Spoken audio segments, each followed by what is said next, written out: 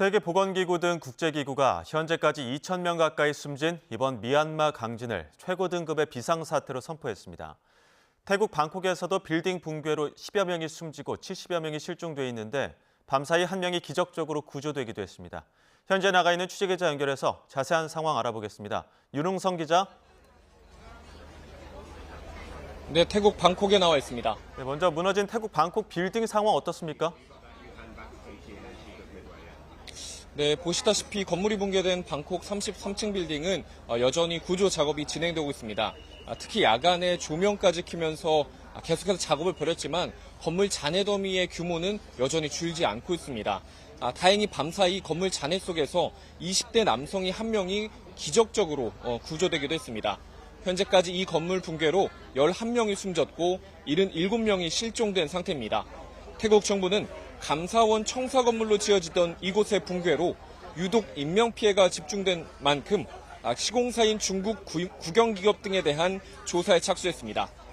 방콕시 당국은 어제 오후 기준 이곳 외에도 7명이 더 숨져서 이번 지진으로 18명이 숨지고 33명이 다쳤다고 밝혔습니다.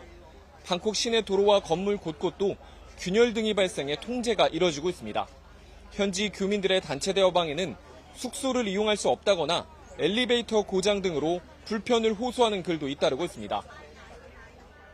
네, 그리고 국제기구들이 미얀마 상황에 대해서 긴급 지원을 요청했다고요? 네, 그렇습니다. 유엔 산하 세계보건기구는 미얀마 지진을 최고 등급의 비상사태로 선포하고 800만 달러, 우리나라 돈으로 약 117억 원의 긴급자금 지원을 국제사회에 요청했습니다.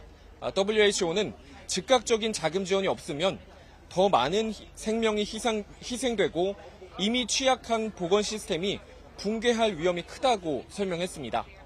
국제적십자연맹도 미얀마 강진 피해를 돕기 위해 1억 1,500만 달러, 약 1,669억 원 규모의 긴급 모금 캠페인을 시작했습니다.